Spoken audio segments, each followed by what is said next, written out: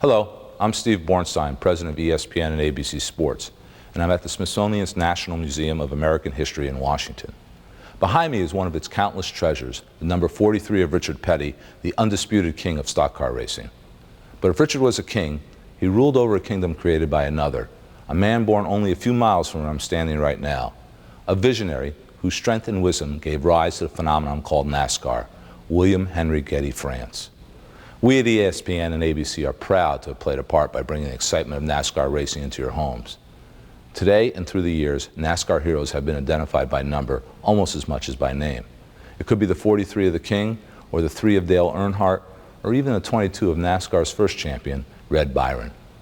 And now, as part of our ongoing commitment to you, the fans, it is our special privilege to invite you to join us as we present the 50, a celebration of the first half-century of NASCAR's glory. There was a job that needed to be done, and without hesitation, he would do it. On this day, under a blazing Florida sun, the giant at the microphone held an audience of thousands of race fans captivated by a very unorthodox prayer. He thanked God for the competitors, the mechanics, the House and the Senate, and the local weather. And then he asked for all manner of heavenly blessings upon the ticket takers, the souvenir sellers, hot dog vendors, and all citizens abroad.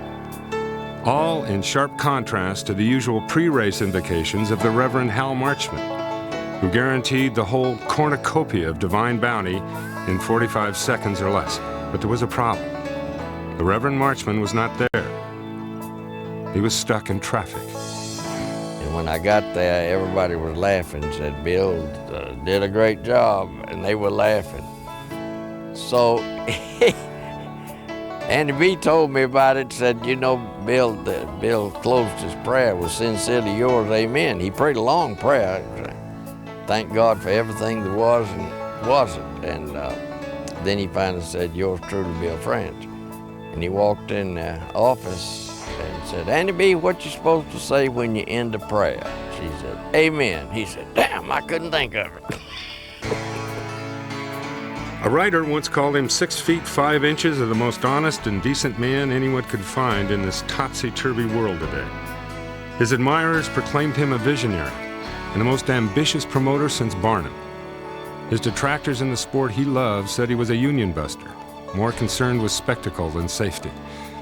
On one thing they could all agree: everywhere he went, he inspired respect.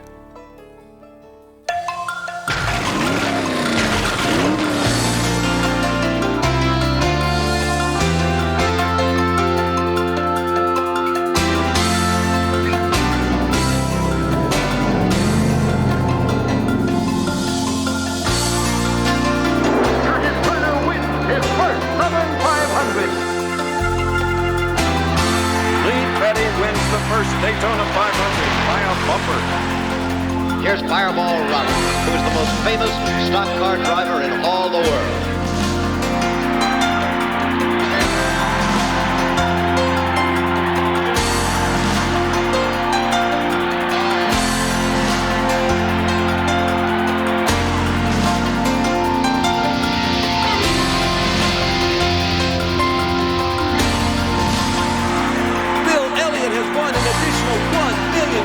In 1985.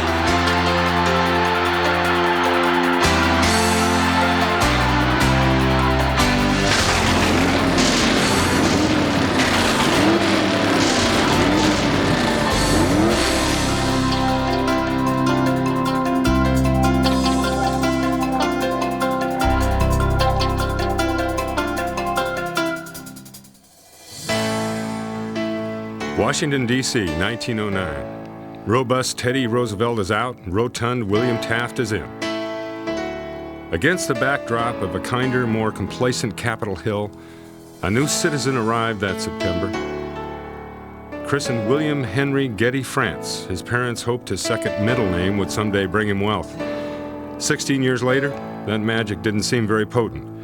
He had quit high school to work as a runner in his uncle's bank, and he demonstrated a talent for anything mechanical. In the mid-20s, new racetracks were sprouting up all along the eastern seaboard with names worthy of courier and Ives like Seagrove Lanes, Mount Holly, Tops Field, Strawberry Hill. Most popular were the board tracks. They'd come in with a big old truck and a bunch of boards and things and build a little board track, you know, out of in like 2 hours, and we'd race on them. In Salem, New Hampshire, where I was raised, had a racetrack there, 2.5-mile racetrack, all boards. One track was in Laurel, Maryland, built from 5 million feet of Georgia pine.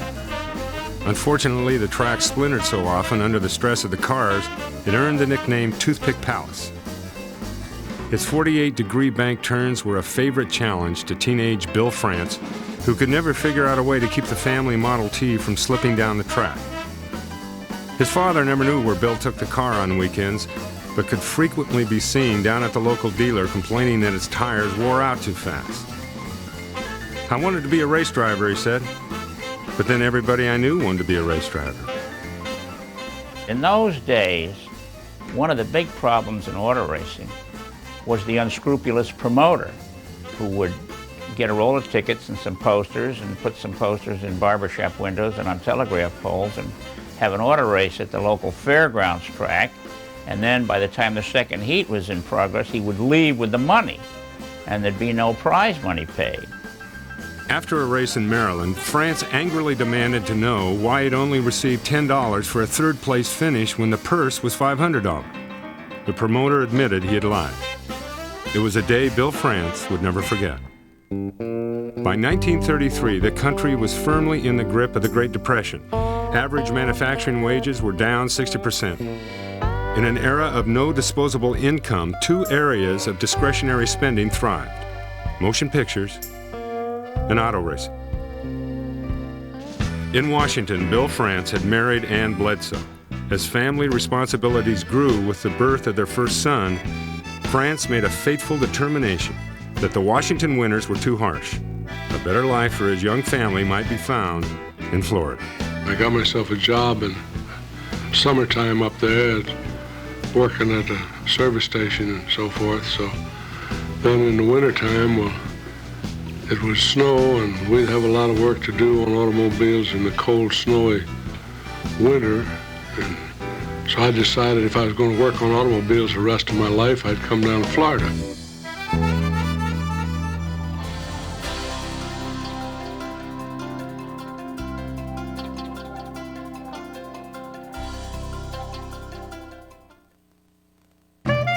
In 1898, the first official sale of an American automobile was ironically made to a man with the name of Bob Allison.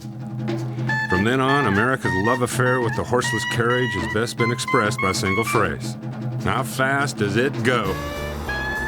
Daytona Beach was the place everyone went to find out.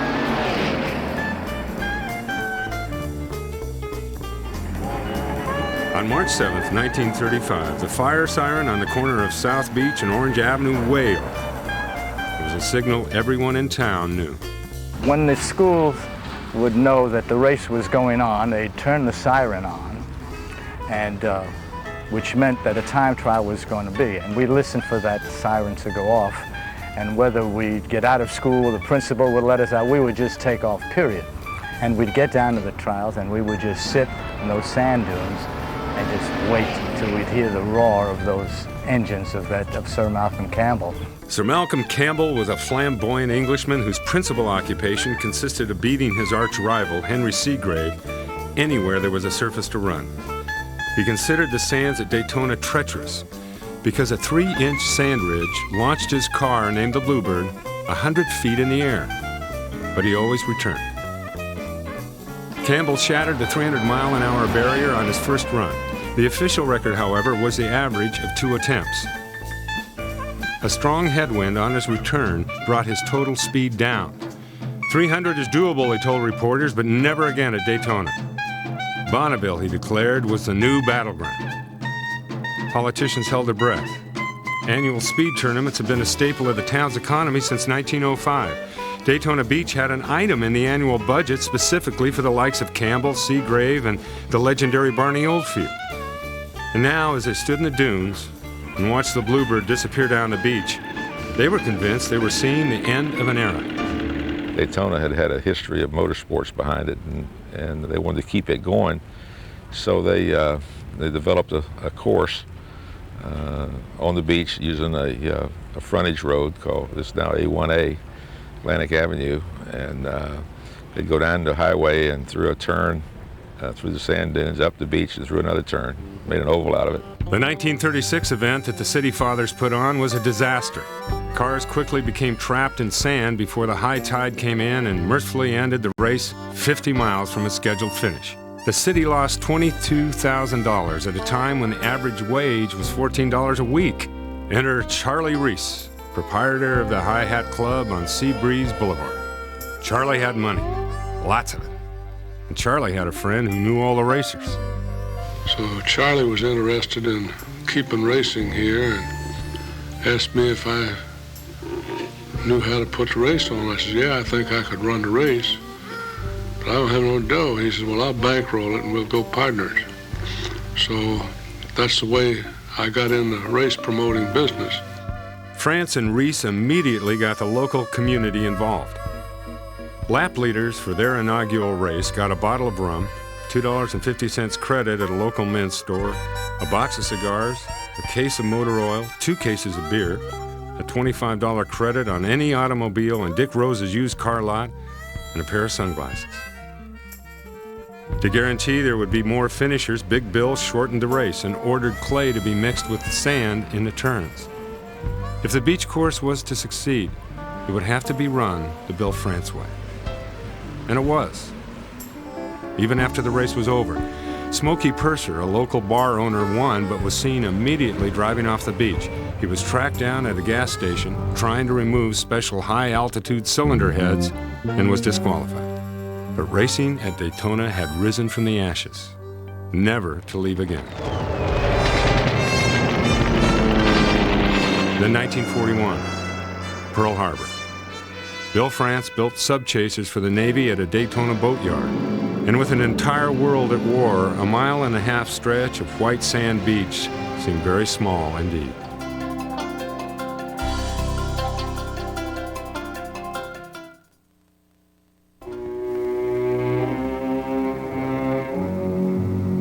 This is a raid on a moonshine still operating in the southern part of the United States.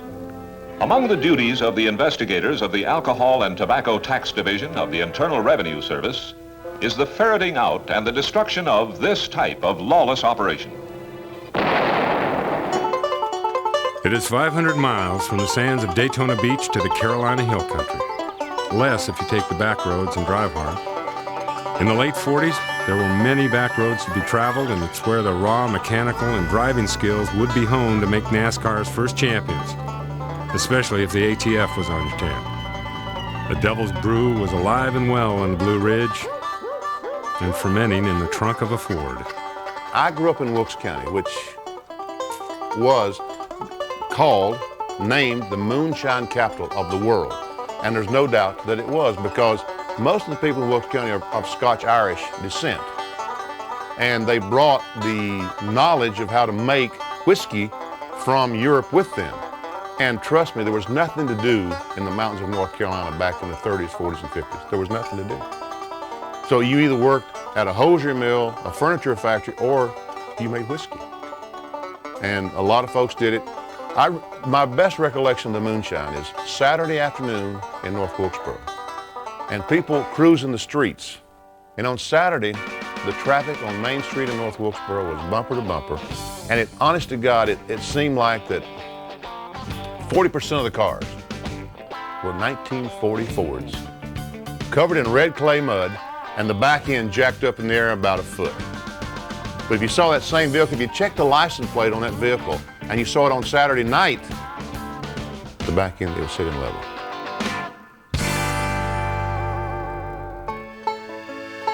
Since 1746, John Barleycorn had been as sure a fixture in Appalachia as corn shuck dolls and skinny dipping. By the Depression, he was downright indispensable. Farm work earned a meager 10 cents an hour. It was make moonshine or starve. Junior Johnson's parents were so broke, they once refused a COD shipment of seeds because they could not afford 35 cents for it. We ran dirt basically everywhere we went to stay off my main highways to keep from running into highway patrolmen and stuff like that. And it was a natural for us when we showed up to the racetrack. We'd done been to school. We had all the knowledge of what it took to handle a race car on dirt. And it was a training ground for many of the guys that I know that came along and did well in the sport. The war years only made matters worse or better, depending on your perception of progress. World War II got hundreds of thousands of men and boys out of the South and off the farms and out of the textile mills for the first time in their life. They found out it was a bigger world out there. Returning servicemen who found their home states too sedentary headed north, many to Detroit, where pent-up demand of a car-hungry public promised manufacturing jobs galore. Those that chose to stay in the South found an economy more anemic than the one they had left to protect. There were those who ran moonshine. There were those who gave chase. And then there was Red Vote. Red owned a garage, a repair garage in Atlanta, Georgia. And at one end of the garage, he'd be building cars for the moonshiners. At the other end of the garage, he'd be building cars for the revenuers. And one day I asked Red, I said, who got the best cars? He said, the moonshiners paid cash. I had to send the bills to Washington for the revenues. Figure it out. One ATF agent said that cars with hot engines, heavy springs, and jacked up rear ends were like noses. Everybody had one, and there's only one way to find out whose car was best. Racetracks began to spring up all around here in North Carolina, any direction you wanted to go. I've always said the most dangerous thing in racing is a race fan with grading equipment, because he'll build a track, and that's how they were built. Challenge races in farm fields gave way to loosely sanctioned events everywhere from fairgrounds to athletic stadiums. While the rum runners were the fastest, the races were open to anyone who could field a car. Driving it was another matter. Jim Foster remembers the 1940 Ford he and his friend entered at the Greensboro Fairgrounds.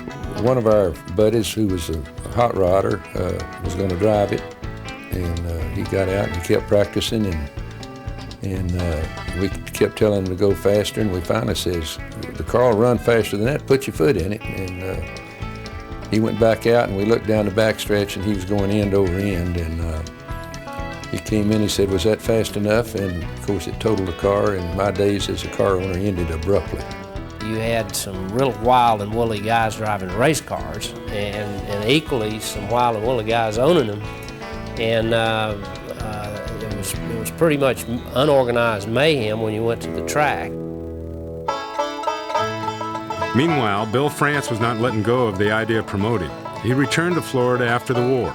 Charlie Reese didn't survive the war years, and Bill turned to the most trusted manager he knew, his wife Ann, who kept the books, as well as running a household that now included a second son, Jim. Dad was maybe a little bit more of a risk taker than Mom, but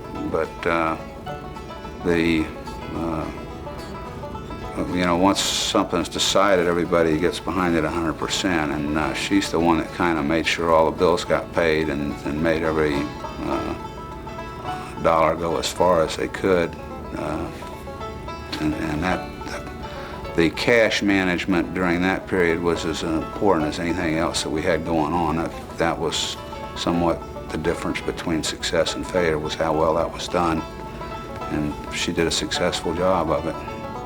Bill and Ann were promoting races under the banner of the National Championship Stock Car Circuit, but it was national in name only. The moonshiners were not used to rules, but France had bigger ideas about how the sport should be organized.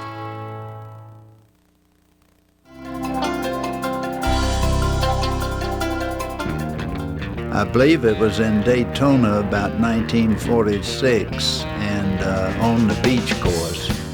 I went down on my motorcycle to watch the race with the motorcycles, and I pulled into this garage to borrow a wrench to tighten the chain on the motorcycle, and this big tall individual comes out of the station, and it happened to be Bill France. That was our first meeting. and that was the beginning of it. His name was Francisco Eduardo Menendez, an occasional competitor in NCSCC events, Irish mother, Spanish father. And when he decided his name would be too difficult for local press to handle, he changed it to Frank Friday.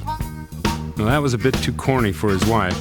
He picked another day of the week and changed it to Frank Monday. And while he traveled to circuits in the north, he picked up a Confederate nickname to further confuse the issue.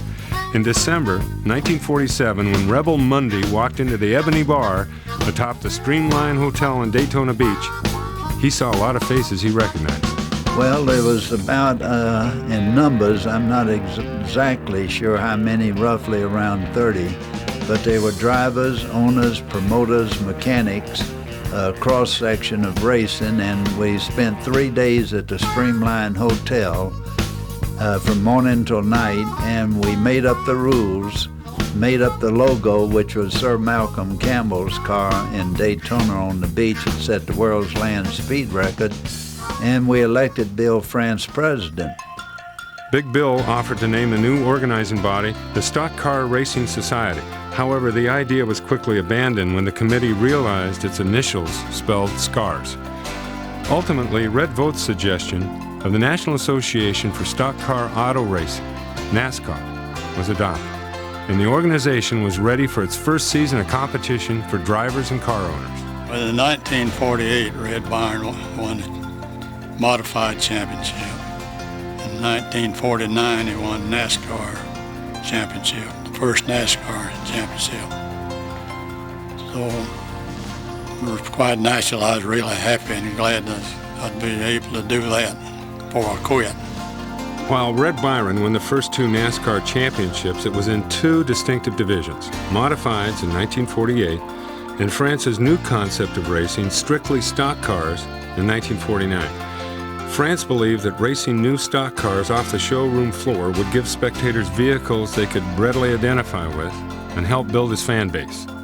On June 19th, 1949, on a rough 3/4-mile dirt track in Charlotte, North Carolina, the first NASCAR strictly stock car race was held before a larger than anticipated crowd. The strict NASCAR rules were put to the test immediately. Glenn Dunaway of Gastonia, North Carolina, was originally given the checkered flag as a winner of the event, only to be disqualified for illegal springs following NASCAR post-race inspection, giving the victory to Jim Roper of Great Bend, Kansas. Dunaway's car owner, Hubert Westmoreland, protested the decision, filing a lawsuit of $10,000 in damages against NASCAR. Judge John J. Hayes threw the case out of his Greensboro court, reinforcing France's authority to make and enforce rules, effectively making Bill France the czar of stock car racing. The work the organizing committee performed 18 months earlier at the Streamline Hotel was already making its mark in the annals of motorsports history. I think he wanted a record of it, and in fact, one of the times of the picture being taken, the photographer didn't have anyone to hold a flash bulb, and I held it, and naturally I wasn't in that picture, and that wasn't the smartest thing I ever did.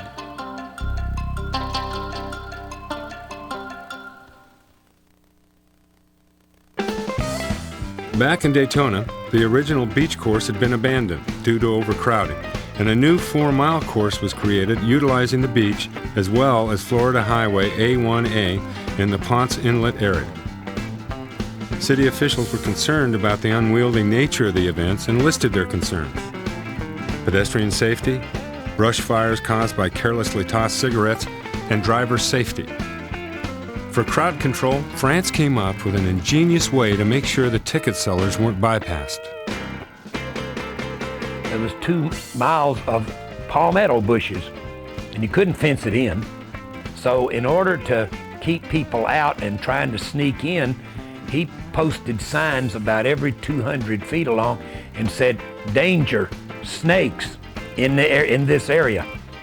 And so people would see those signs and they didn't know whether to believe them or not. So most of them tried other means. They'd try to come in off the beach or come in various ways, but he kept people out pretty well by those snake signs.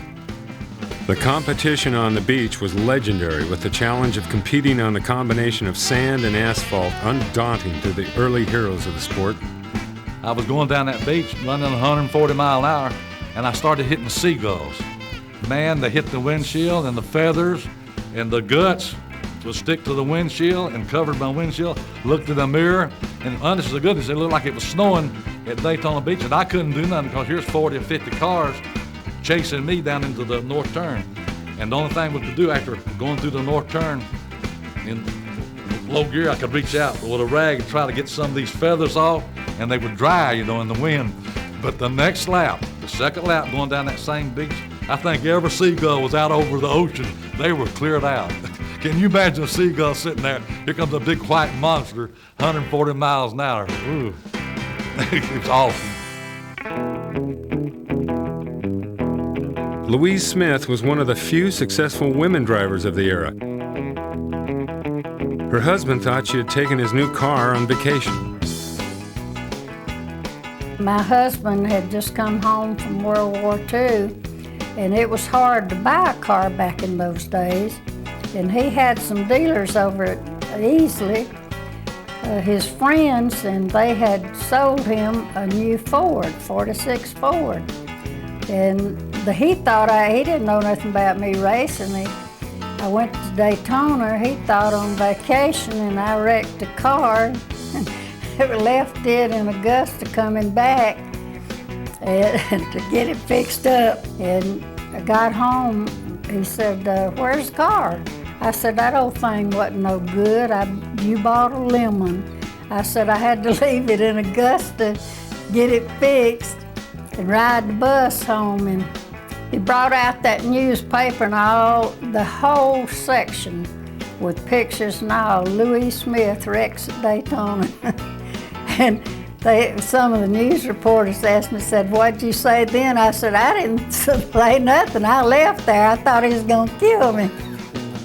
Always a fan favorite, Ned Jarrett found himself in the arms of a stranger after coming off an unexpected dip in the ocean. About halfway through the race, I was going up the beach at my 100 miles an hour, and all of a sudden something hit me in the back, and that thing spun, dug into the sand, and started flipping. And I know that it was one of those modified cars, came along running 30 or 40 miles an hour faster than I was, and didn't see me until he got to me and hit me. Anyway, that thing, it flipped and it flipped and it flipped, and finally it landed in the ocean on its wheels. And apparently it had knocked me out. And I came to enough that I thought that I needed to get to the other side of the racetrack. I knew that it was out in the ocean. And so I ran across the racetrack, and they hadn't stopped the race because I was out of the way. I was out in the ocean. And broke loose from him, ran across the track, and those cars coming up through there, and only by the graces of God did I get across there. And I was told that I got to that twine string and passed out, collapsed right there on it. Well, the next thing I remembered, I was laying in some big fat lady's arms, and she had about that much in a pint of early times liquor, and she was trying to get me to drink it. And I was bleeding, and I was pretty sure I was going to die, and I knew I wouldn't have no chance getting in heaven with that liquor on my breast.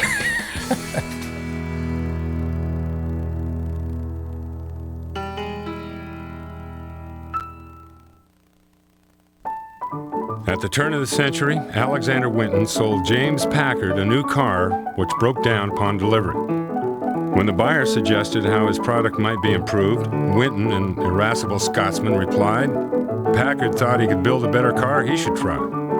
And Packard did, and would have had a landmark place in automotive history had not one Henry Ford, passed over as a mechanic in Winton's factory, decided he could do better than both those guys. And so began the game of one-upmanship known as corporate survival in Detroit. And I'm not afraid to place this car in the hands of the public with the full confidence that it will outperform and outlast any car in its price class. It's got that good old Dodge dependability, plus everything that the public want today. Fred, you're proud of this car, aren't you? You're damn right I am.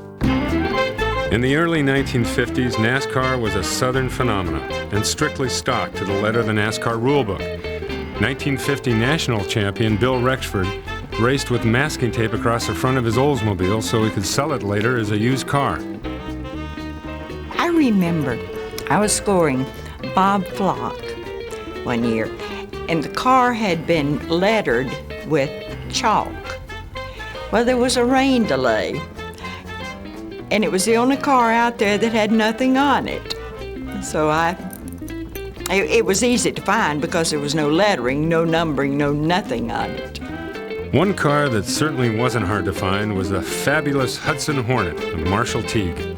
Well, his brother designed that name, the Fabulous Hudson Hornet. Yeah, Tommy was a sign painter, and he thought up that name there. So it's just for this particular automobile. That's how you identify the big green car out there.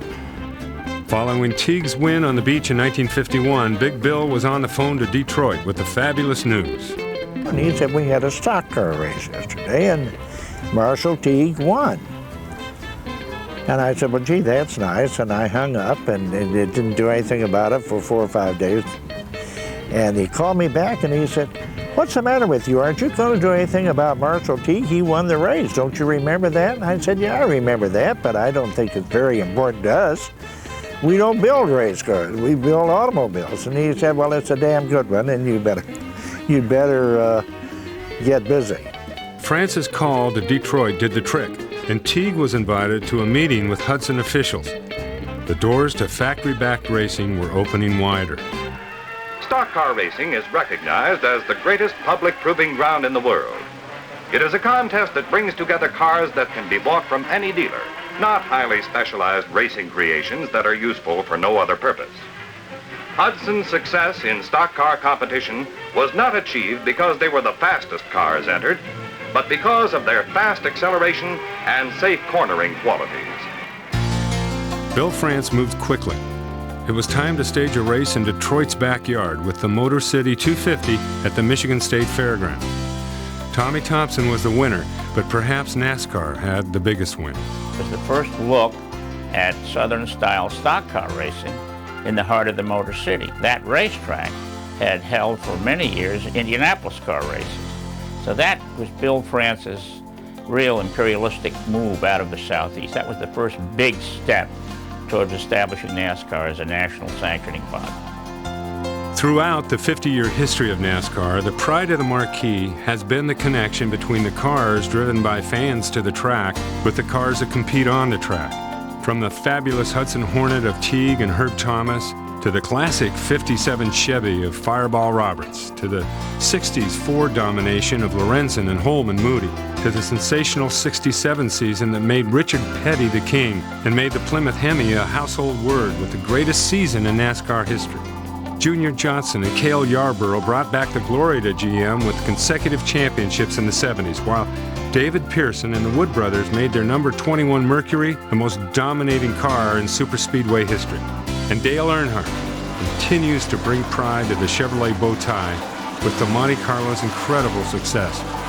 The partnership with NASCAR in Detroit has flourished since that fateful follow-up phone call from France to Tom Rhodes.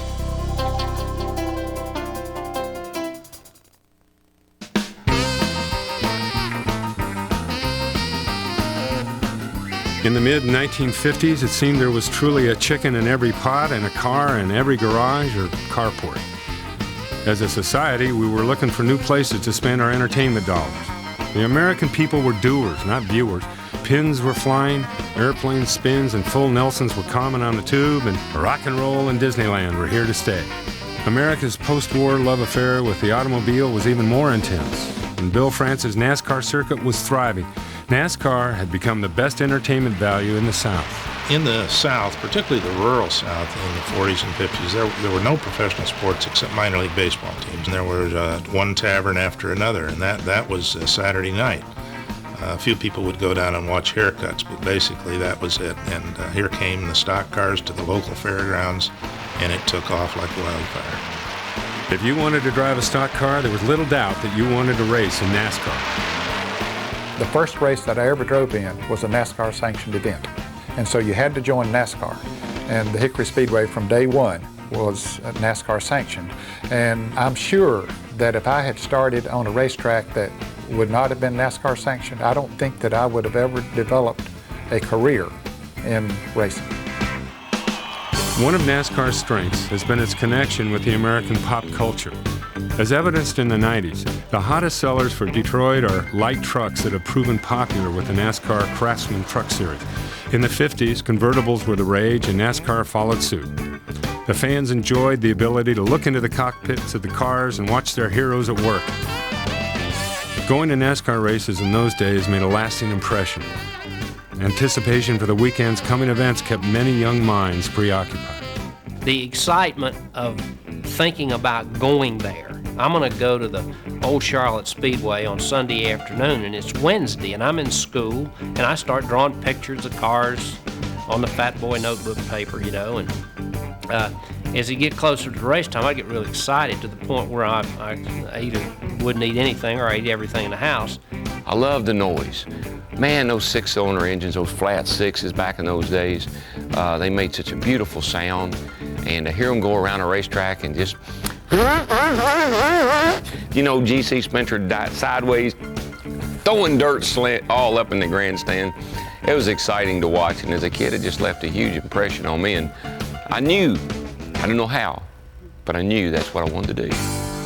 In early 1957, people were enjoying the sport, and things couldn't go fast enough on the track or, unfortunately, on the road.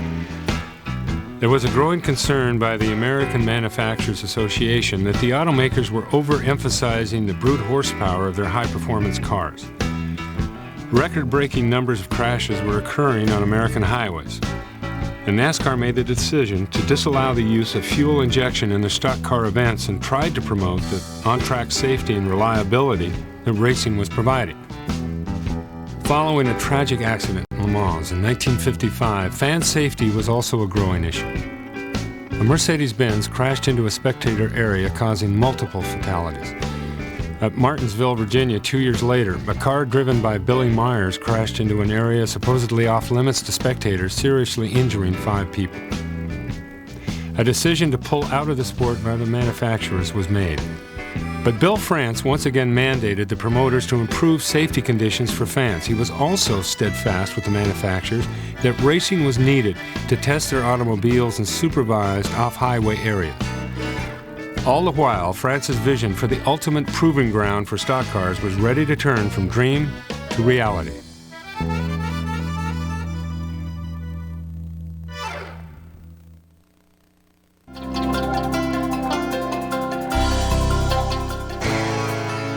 If Yankee Stadium is the house that Ruth built, then the Daytona International Speedway is the stock car mecca that was built by the sheer will of William Henry Getty France. Indianapolis had been hosting the world for nearly 50 years, and Darlington was already a Southern legend since opening in 1950. But Big Bill's vision was bigger, steeper, and faster. How's the track? Very fast. Fast. Was there anything left on it from that first lap accident? No, we didn't see nothing except the car. Everything else was off. I see. Well, better luck next time, Richard Petty. Back to you, Bill Fleming.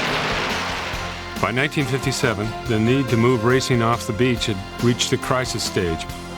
But 1957 was no year to go looking to raise a buck. Big money reads the papers, and the papers were screaming that NASCAR was dead, killed by the manufacturer's pullout.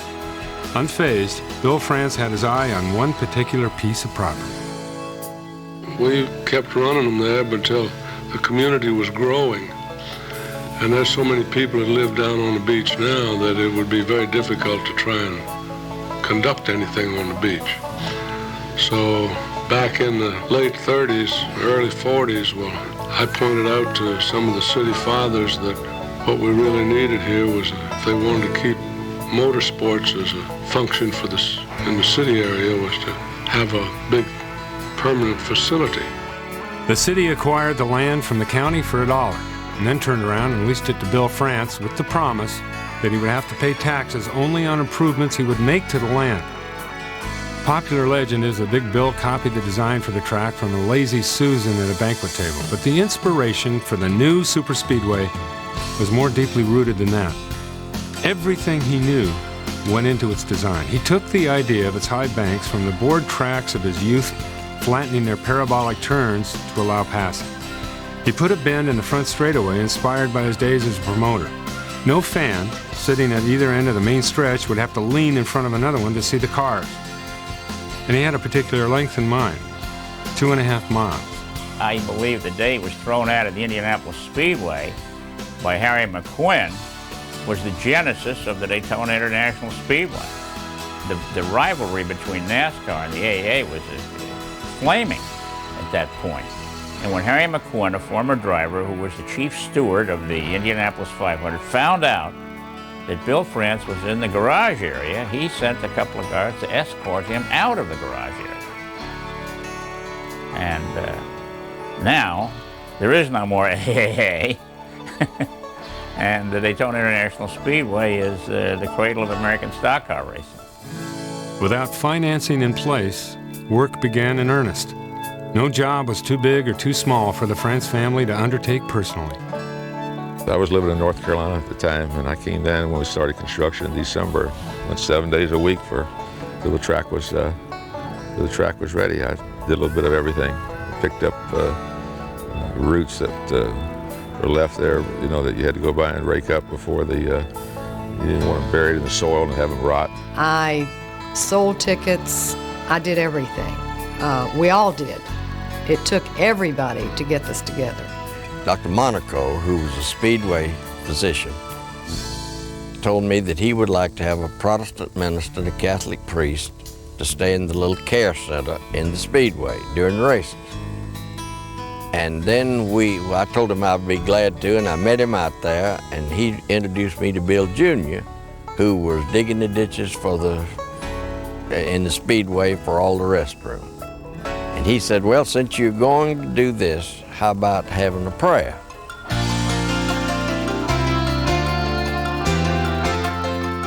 It remains a mystery whether France's prayer request was for getting out of the trenches or that the construction would be completed successfully.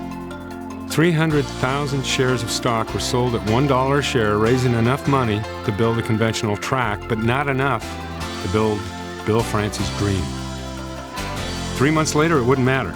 The project was out of money. But France flew to Dallas to meet with oil millionaire Clint Murchison. The commitment for the loan and a personal loan from a fellow named Howard Schleider, who worked for the Murchison family in Dallas. Howard came in with his personal check for $20,000, and that was coming up that Friday was going to be the last payroll. Bill Sr. was completely out of money, and then the Murchisons agreed to for one of their insurance companies to extend the $600,000 loan, and that put them over the edge. It was that close, though. 1958, I was in Daytona. Over where Lake Lloyd is now was the old Broomstar Field, and they'd built an old wooden platform. And Bill France got up on the platform and says, ladies and gentlemen, I just want you to know where you're now standing. Next year, Daytona International Speedway, the cars will run on it. And everybody looked at it and said, you got to be out of your mind. Nowhere in the world they figured it could be done in a year. And God bless him, he built it in a year.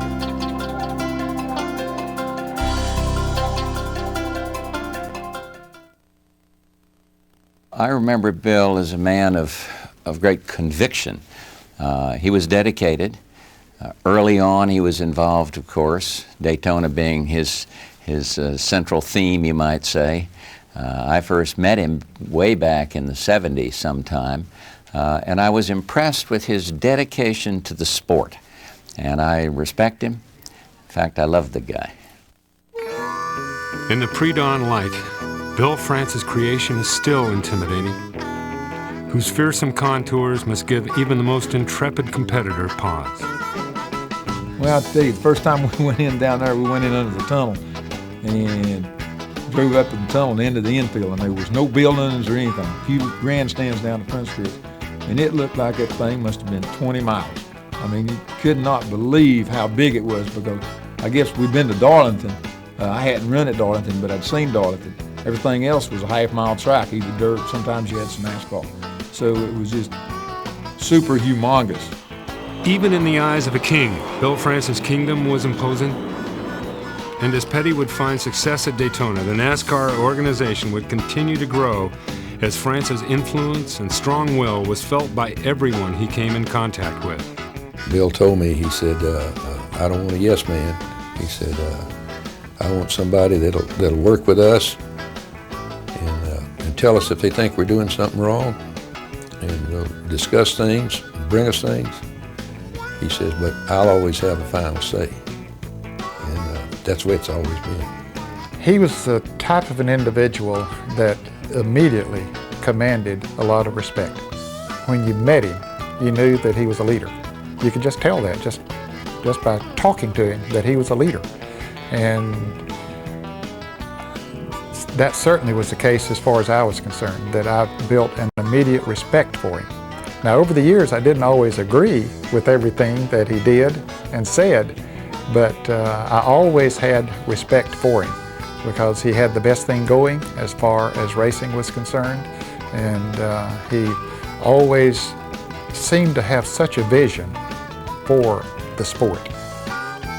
And his vision didn't stop with the construction of Daytona. He still had another track to build that was even bigger. As we approached Talladega, the old airport, he said, look down there. And he pointed down, and all I saw was a runway and pine trees, and he described the speedway in detail. And I looked at it, and that was the difference. He saw a speedway, and I saw pine trees. Through the years, the favorite saying of the giant creator would impact his son, as well as the rest of the motorsports world. On the plains of hesitation lie the countless bones of millions who, in the grasp of victory, sat and waited, died. So, the moral of that story is, if you got an idea, go do it. Don't sit there and ponder on it forever.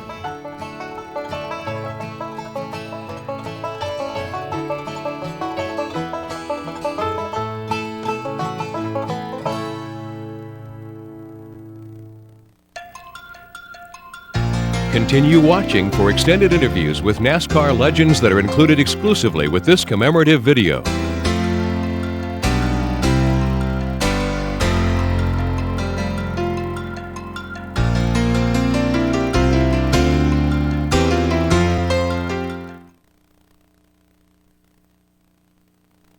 Very early on, when I took over at Goodyear, I was having, as usual, trouble convincing the management that this was a great thing. You must realize that initially NASCAR was considered this redneck sport, southern sport, would never be national, was not something, was really not the thing respectable people would go to.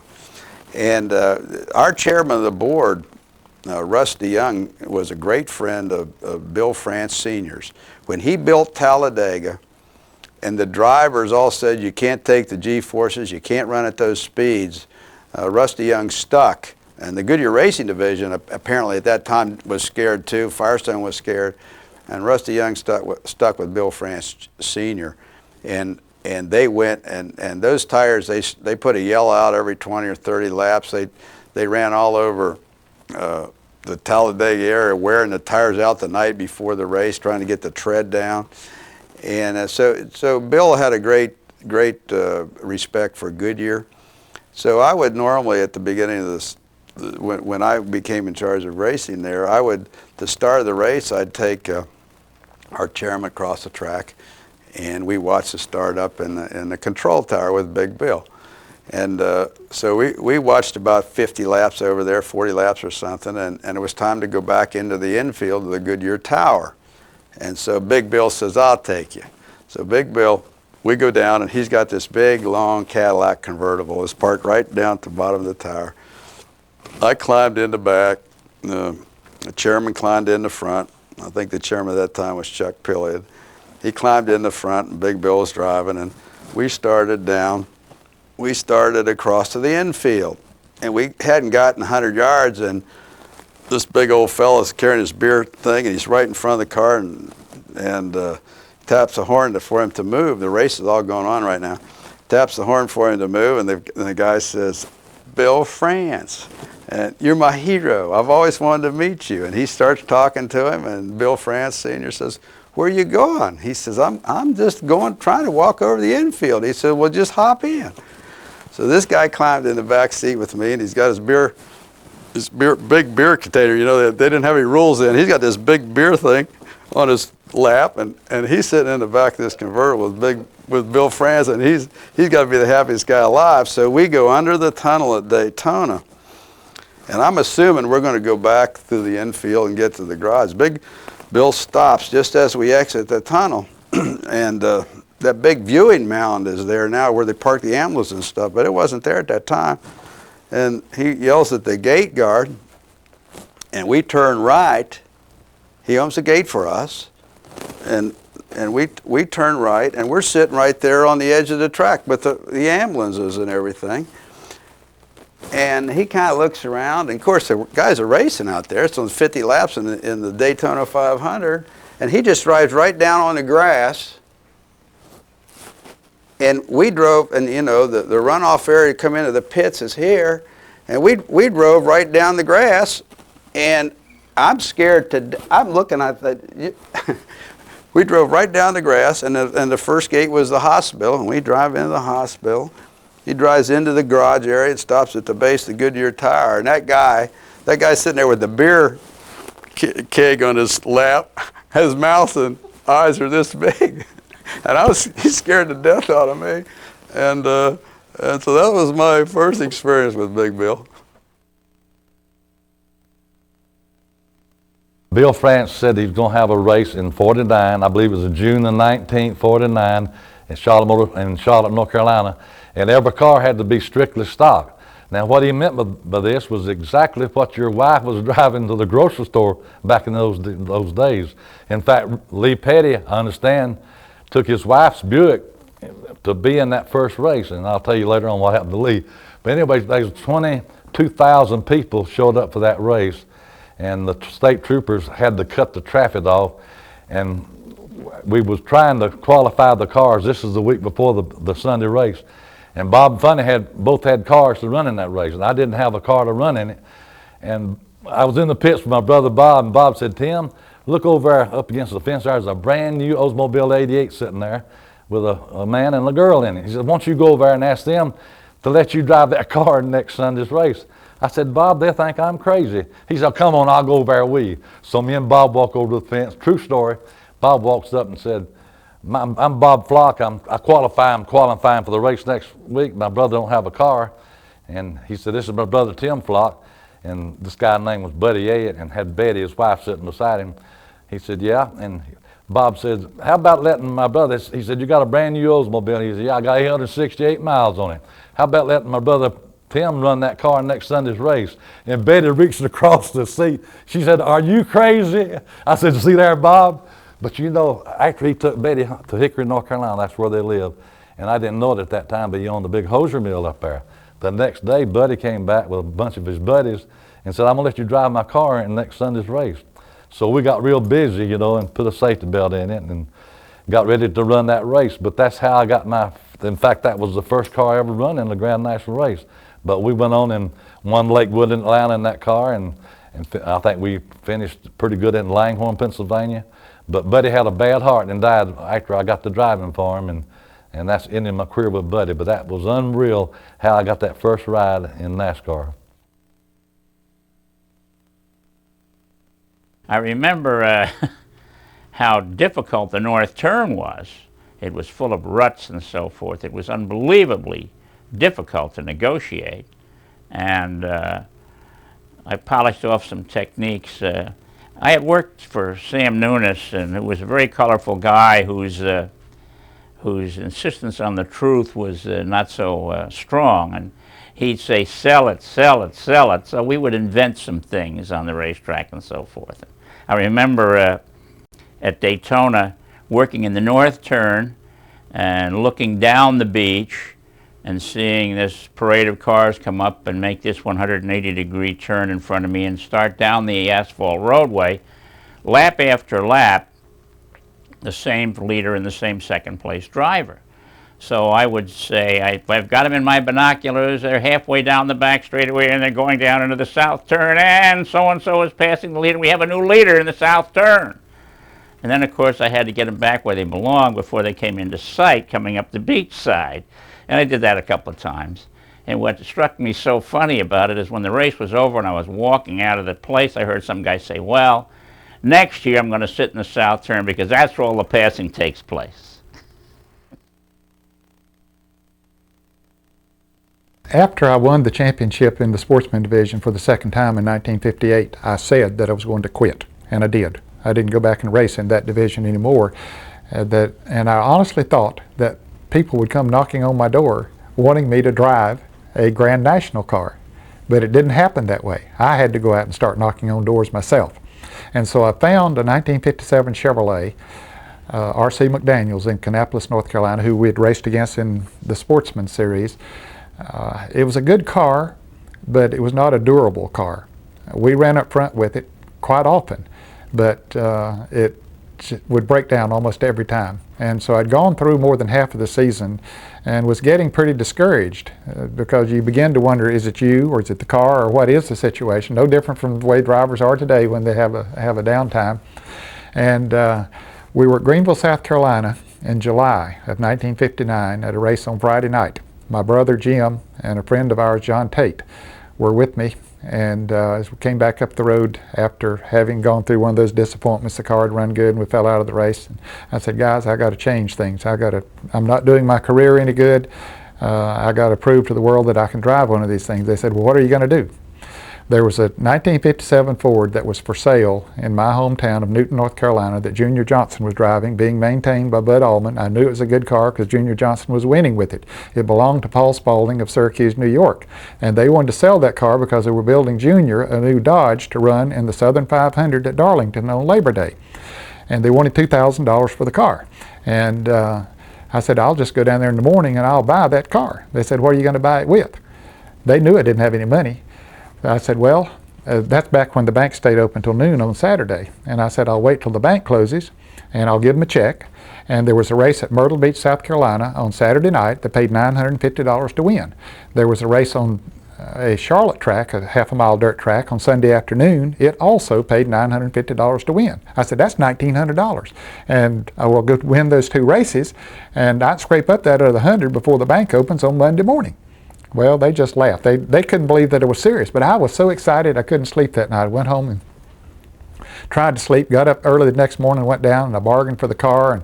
And see, I didn't have anything but the desire. So we finally came to terms that they would allow Bud, the crew chief, and John Irvin to go with me. They'd loan me the truck and the trailer that hauled it. They'd loan me an extra they'd let me have an extra set of tires so I'd have enough for both races, and all the tools and everything that it took to go racing that weekend. They agreed to do that for the $2,000. And I said, well, I'll have to make my mind up. But I was waiting for the bank to close. So when the bank closed, I took off down there with the check and I said, guys, I've decided to buy this thing. Let's go to Myrtle Beach. So we loaded it up, got to Myrtle Beach too late to practice, qualified 8th. And as we got more used to the car, time went by in the race, well, I got up there and was fighting for the lead. And it probably was the hardest race that I've driven in my life. But I had a job to do. And it boiled down near the end, probably the last 25 or 30 laps, Bob Welborn. He was driving a 57 Chevrolet and I was driving the 57 Ford. And we were battling, swapping the lead sometimes a couple of times a lap. And I said, how in the world am I going to be there when that checkered flag comes out? But fortunately for me, we came off the 4th turn, got the white flag, and I looked in my rearview mirror and Bob was headed to the pits. He'd broken a wheel down, so I was home free. So we got the win. And then we worked all night, went to Charlotte, and worked the rest of the night, got the car ready for the next day. And I was a total wreck because the steering wheel had torn all the meat off my hand. I had to go to the hospital after the race at Myrtle Beach. They had to put a tourniquet on my right arm to stop the blood flow while they did a little Victor Lane ceremonies. And then we stopped at the hospital and they bandaged it up. So went on Charlotte, worked on the car the rest of the night, got it ready. And so started along. I was running in 4th place and was very much in contention.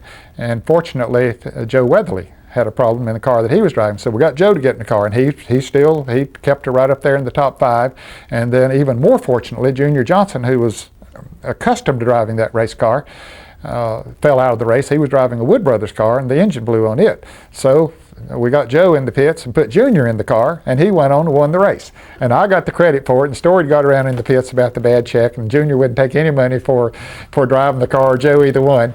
And so I had the money to cover the check on Monday morning. And we went on with that car. We ran it 5 races. We won 3, finished second once and third once. And I finally did get Junior to take $100 for his driving efforts after I got rich from winning all that money.